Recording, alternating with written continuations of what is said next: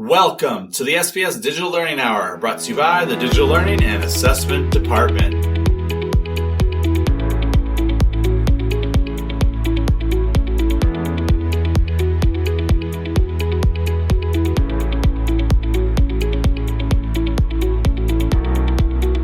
Thanks for joining us today. I am your host, Mike Thomas, Bearded Tech Ed Guy, coming to you today live from, my home office.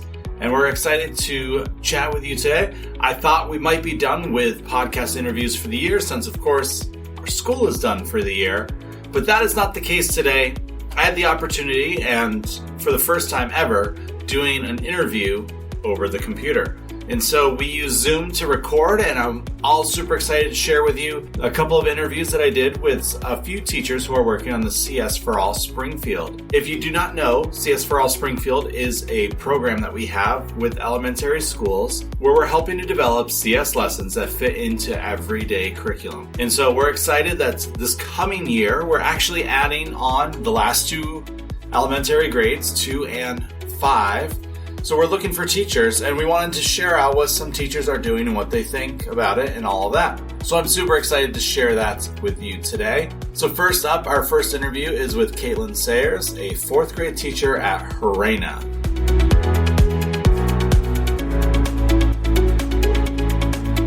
Why did you initially sign up to participate in CS4All?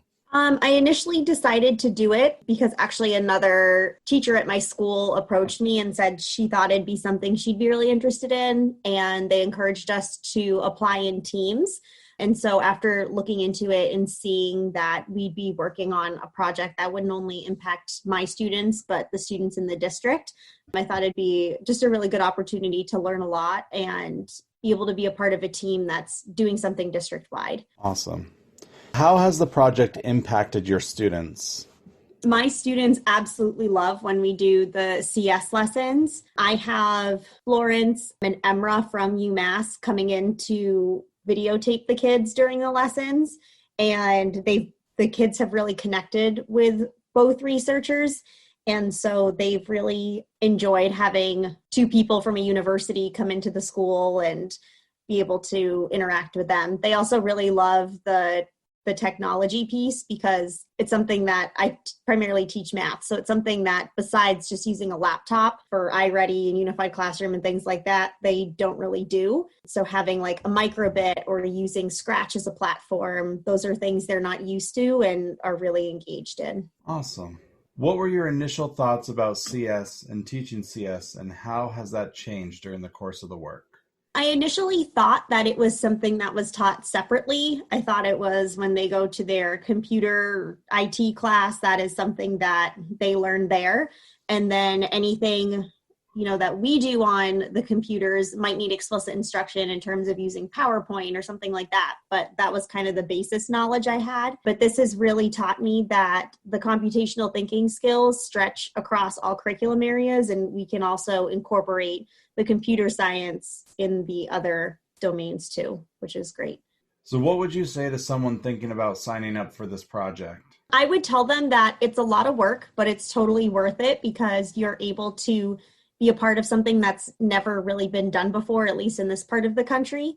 To collaborate with the researchers is really awesome because they are kind of the experts in this up and coming thing right now. And so being able to collaborate with them and being able to collaborate also with teachers across the district is really an opportunity that we don't have very often. Why is it important to make CS accessible to all students in Springfield? I think that so many of the future careers that our students are going to encounter as they get older are going to incorporate these types of skills. And we can already see, with 4th graders that they are much more savvy with computers than many of the teachers. And so if we're able to incorporate other types of technology or other platforms or devices, it's a really great way to help their literacy in technology. In all of the projects that you have done so far, like all the lessons, what has been your favorite out of the group? We've done 2. The first one we did was the one that my dyad partner and I wrote, where they used a microbit And then the second set of lessons was using the Scratch platform to create a story to match a math problem. And I think they were really just so different. I think that the level of engagement for the lesson with the microbit was higher just because there was that extra piece, the microbit technology that they plugged in to the computer and were able to use. I think the Scratch project really brought the math concept to life, and my kids really reflected on that at the end of the project. But I would say the one so far that they enjoyed the most would be the one with the microbit, where they actually had the extra piece of technology they were programming. Knowing that we're kind of on our lockdown right now, what projects did you have coming up? Because I know March was another time when you were going to be doing another lesson. The lessons you received for March were literacy lessons, and they incorporated a makey. And I feel like the kids would have really loved that one also, just because of the fact that it was something else they could program and really be hands-on with. As I said, just pretty much teach math and science. So it was going to take place in my dyad partner's classroom. So it would be with her students, but I still think that it would have been a really similar turnout of them loving it because of the hands-on component. Awesome. Thank you for taking a little bit of time out of your day today to answer them. And I'll let you know if we need to do this again if I mess something up with the recording. So. All right, that sounds good. Thank you, Caitlyn. Next up, the other interview I got to do was with Aimee Barron, kindergarten teacher over at Rebecca Johnson. So why did you initially sign up to participate in CS4All? I initially signed up for the CS4All program to help spread the word about computer science. I especially wanted to do it for my kindergarten students. During that first year of school is where they start to build their hopes and their dreams. What a better way to show them they already have what it takes to code and down the road to continue enhancing those skills. So how has the project impacted your students? My students have come in already with some technology experience. That's a given in society today. But now by teaching them with the computer science vocabulary and activities, it's giving them an opportunity to build connections with their technology. It isn't just something that is for them to use, but they are building an understanding behind what they are doing. What were your initial thoughts about CS and teaching CS, and how has that changed during the course of the work? My initial thoughts were this would be cool to share with my students and fellow teachers. My thoughts haven't changed much. The biggest change for me was seeing how we use computer concepts in our everyday lives, and that many of these lessons can be unplugged. So what would you say to someone thinking about signing up for CS? If someone approached me who was thinking about signing up for the project, I would point out to them that they already know what it's all about. You use algorithms in everyday life. Look at a recipe that you use to cook. It's an algorithm. I would also remind them that technology isn't something to be afraid of nowadays. Another plus of the project is getting to collaborate with some fantastic Springfield teachers and building great networks with those colleagues. Why is it important to make CS accessible to all students in Springfield? I feel having CS4All accessible to all students is important because it's a wave of our future. We all know our students spend hours playing video games. Now we can help them make a connection to those video games so they're not so abstract to them anymore. And as an example, they someday could even be designing their own video games. So one more question. Oh, come on. I know. I didn't give you this one too because I didn't think of it till afterwards. I know that March was supposed to be another time to do a lesson, and I know that you guys have done 2 lessons already. So what has been your favorite lessons that you've done using CS? I have to say my favorite CS4All lesson was when we integrated the B-bots into our science lesson and how they had to travel their B-bots and program them to go on a mat to show the life cycle of a plant, to start from the seed and to the sprout and all the different stages of a plant. Awesome.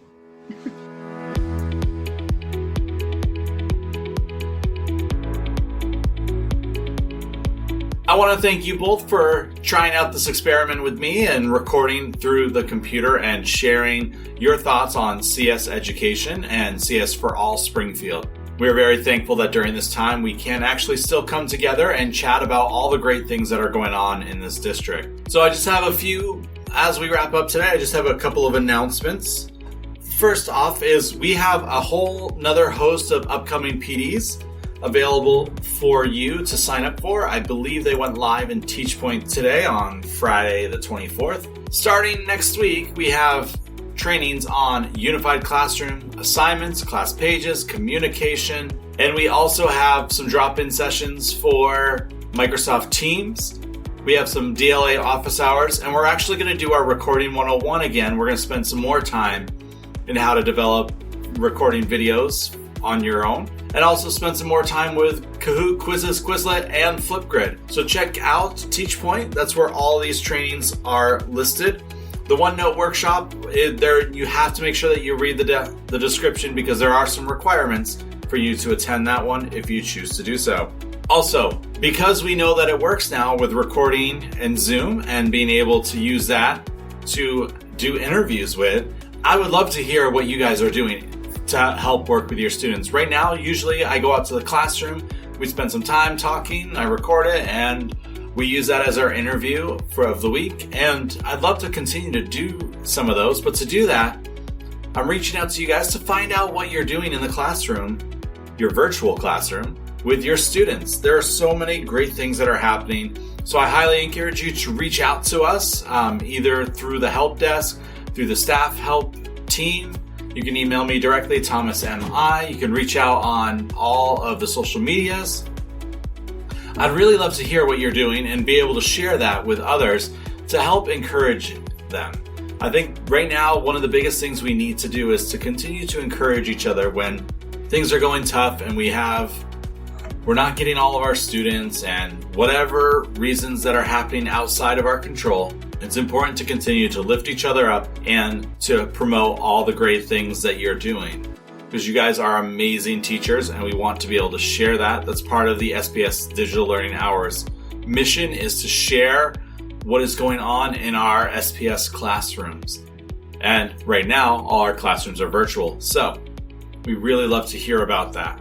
I want to thank you again for taking time and listening to us today. If you like this episode and you want to hear more, go out to whatever platform you're listening to this on. Give us a thumbs up, give us a review, make sure that you subscribe, send that subscription button out to everybody. We'd love to hear from you. We'd love to continue to gain more listeners during this time, because it is our way of being able to share what is happening in the classroom, and it's our way of sharing all the amazing things that Springfield teachers are doing. You guys are an amazing crew. We love you. We miss you. We can't wait to be face to face again. I'm your host, Mike Thomas, the Bearded Tech Ed Guy, and this is the SPS Digital Learning Hour.